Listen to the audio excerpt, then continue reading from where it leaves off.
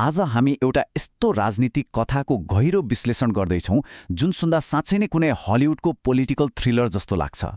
दशकौंदेखि जरा गाडेर बसेको परम्परागत राजनीतिलाई पुरै हल्लाएर कसरी एउटा व्यक्तिले नेपालको सर्वोच्च कार्यकारी पदसम्मको यात्रा तय गर्यो। आउनुस् यो अविश्वसनीय उदयको भित्री पाटो खोतल्ने प्रयास गरौँ। एकछिन यो अङ्क 36लाई ध्यान दिएर हेरौँ त। सन् 2026मा विश्वकै सबैभन्दा कान्छो बहालवाला राष्ट्रप्रमुखको उमेर हो यो। राजनीतिमा अझ भनौँ देशकै सर्वोच्च पदमा अक्षर पाका र सेतै कपाल फुलेका अनुहारहरू मात्र देख्ने बानी परेको हाम्रो विश्वका लागि यो एउटा निकै दुर्लभ दृश्य हो नि, होइन र? यसले त विश्वभरि नै नयाँ पुस्ताको नेतृत्व कस्तो हुन्छ भन्ने एउटा ठूलो बहस नै सृजना गरिदिएको छ। अब मुख्य प्रश्न यहाँनिर आउँछ, एउटा ब्याटल र्यापर कसरी सिङ्गै देशको सरकार प्रमुख बन्न पुग्यो त? एउटा स्ट्रक्चरल इन्जिनियर जो अन्डरग्राउन्ड हिपहप कलाकारको रूपमा चिनिन्थे, उनले कसरी पुरै देशको मन जितेर सर्वोच्च पद हात पारे? सुन्दा अचम्म लागे पनि आधुनिक नेपालको यथार्थ यही हो। आज हामी यही रोचक रहस्यको तह तह उघार्नेछौँ। पहिलो खण्ड, र्यापरदेखि प्रधानमन्त्रीसम्म। मार्च 27, 2026को त्यो दिन जति बेला बालेन शाहले 43औं प्रधानमन्त्रीको रूपमा शपथ लिए, त्यो नेपालको इतिहासमै एउटा ठूलो राजनीतिक भुइँचालो थियो। बालेन शाहको नेतृत्वमा राष्ट्रिय स्वतन्त्र पार्टी अर्थात् रासोपाले प्रतिनिधि सभामा 275 मध्ये 182 सिट जितेर ऐतिहासिक ल्यान्डस्लाइड भिक्ट्री हासिल गर्यो। यो यस्तो जित थियो जसले दशकौंदेखि जरा गाडेर बसेको संस्थापन पक्षको राजनीतिलाई जरैदेखि उल्टाइदियो। एउटा वेल्कुले नयाँ शक्तिले यसरी अभूतपूर्व जनमत पाएर पुरानो सिन्डिकेट तोड्छ भनेर सायदै कसैले सोचेको थियो होला। दोस्रो खण्ड, हिपहपको उत्पत्ति। यो यति ठूलो राजनीतिक परिवर्तनको जग खासमा संसद भवनमा होइन, अन्डरग्राउन्ड नेपहपका मञ्चहरूमा निर्माण भएको हो थियो। हेर्दा यो एउटा सामान्य साङ्गीतिक यात्रा जस्तो लाग्छ। सन् 2012मा सडक बालक गीतबाट सुरु भएको यात्रा, 2013मा र बार्जको जित अनि 2020मा आएर त्यो चर्चित बलिदान गीत। तर खासमा यी साङ्गीतिक कोशेढुङ्गाहरू उनका सुरुवाती राजनीतिक घोषणापत्र जस्तै थिए। यिनै गीतहरूले उनलाई शहरका निराश र मूलधारबाट पछाडि परेका युवाहरूसँग एकदमै गहिरो रूपमा जोडिदिए।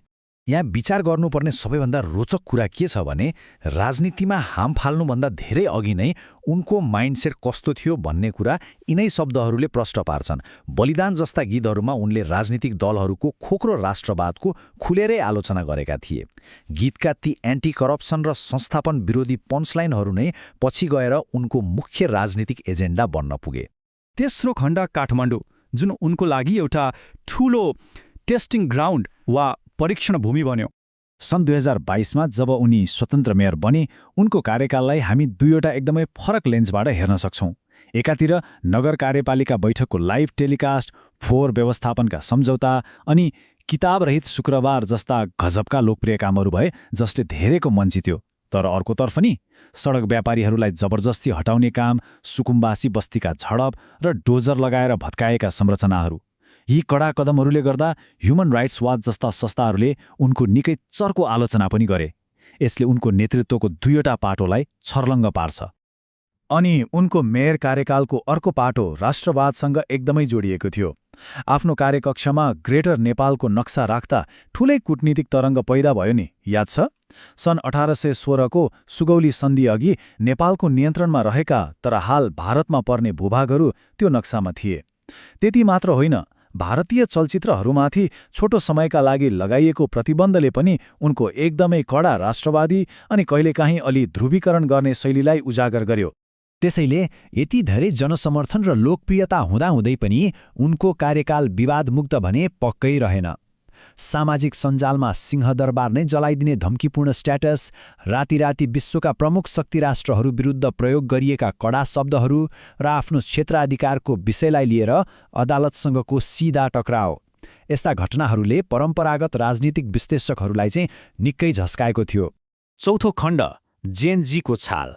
सन् 2025को त्यो दुखद प्रदर्शनपछि देशको राजनीतिक माहौल नै पुरै फरियो। देशमा चलिरहेको यही राष्ट्रिय सेन्टिमेन्टलाई एकदमै सही तरिकाले बुझ्दै डिसेम्बर 2025मा उनले आफ्नो पर्फेक्ट टाइमिङ मिलाए। काठमाडौँको मेयर पदबाट राजीनामा दिएर उनी सिधै राजसभामा जोडिए, त्यो पनि सिधै प्रधानमन्त्रीको उम्मेद्वारको रूपमा। सन् 2026को चुनावको ठिक अगाडि चालिएको यो कदमले रासपालाई यति ठूलो मोमेन्टम दियो कि जसको अनुमान सायद कसैले गरेको थिएन। अनि चुनावको यो नतिजा हेर्नुस् त। झापा 5को यो आँकडाले जो कोहीलाई पनि आश्चर्यमा पार्छ। बालन शाहको 68,000 भन्दा बढी मत अनि उता 4 पटक प्रधानमन्त्री भइसकेका केपी शर्मा ओली जम्मा 18,000 को हाराहारीमा एउटा यति बलियो र स्थापित नेतालाई उनकै घरमा गएर यति फराकिलो मतान्तरले हराउनु भनेको साँच्चै नै अकल्पनीय राजनीतिक घटना थियो। 5औं तथा अन्तिम खण्ड सुधार र केही रेड फ्ल्यागहरू। प्रधानमन्त्रीको रूपमा उनको सुरुवाती 100 दिन निकै एक्सन प्याक्ड र आक्रामक रहेको छ। संविधान संशोधनका लागि उनीहरूले चालेका यी कदमहरू हेरौं। मन्त्री परिषदमै कार्यदल बनाइसक्यो, प्रत्यक्ष निर्वाचित राष्ट्रपतिको ठूलो एजेन्डा अगाडि बढिसक्यो। तर तल्लो सदनमा जति नै बलियो बहुमत भए पनि माथिल्लो सदन वा भनौं राष्ट्रिय सभामा नेपाली कांग्रेस जस्ता विपक्षी दलहरूको समर्थन नहुँदा यी ठूला सुधारका प्रयासहरूले अहिले गम्भीर गतिरोधको सामना गरिरहेका छन्। कुरा त्यति सजिलो पक्कै छैन। शक्ति सुदृढीकरणको कुरा गर्दा उनी निकै निर्मम देखिएका छन्। पद सम्हालेको पहिलो महिनामै पूर्व प्रधानमन्त्री र मन्त्रीको पक्राउले पुरै सत्ता संस्थापनलाई नराम्रो झट्का दियो। आफ्नै पार्टीका 2 मन्त्रीलाई निकालेर भ्रष्टाचारमा जिरो टलरेन्सको कडा सन्देश त दिए, तर सँगसँगै विद्यार्थी र राजनैतिक सङ्गठनहरूमाथि प्रतिबन्ध लगाउने प्रस्तावले गर्दा कतै नागरिक अधिकार नै खुम्चिने त होइन भन्ने गम्भीर चिन्ता र चेतावनीहरू पनि उब्जिएका छन्। अहिले हाम्रो समाज यो नयाँ प्रशासनलाई हेर्ने दृष्टिकोणमा ठ्याक्कै 2 भागमा बाँडिएको छ। समर्थकहरू भन्छन् ल बल्ल दशकौंदेखिको राजनीतिक दण्डहीनता र भ्रष्टाचारको अन्त्य भयो। तर आलोचक र विज्ञहरूले भने यसलाई अर्कै चस्माले हेरिरहेका छन्। उनीहरूको नजरमा यो राजनीतिक प्रतिशोध हो, अध्यादेशको भरमा चलेको सरकार हो र कतै यो लोकतान्त्रिक मूल्य मान्यताको पतन वा डेमोक्रेटिक ब्याकस्लाइडिङ त होइन। यी दुवै विचारले अहिलेको राजनीतिको जटिलतालाई मजाले देखाउँछन्। बालेन शाहको यो उदयलाई हामीले नेपालको मात्र घटना मान्नु हुँदैन। कार्नेगी एन्डम्यानको यो भनाइले एउटा ठूलो ग्लोबल पिक्चर देखाउँछ।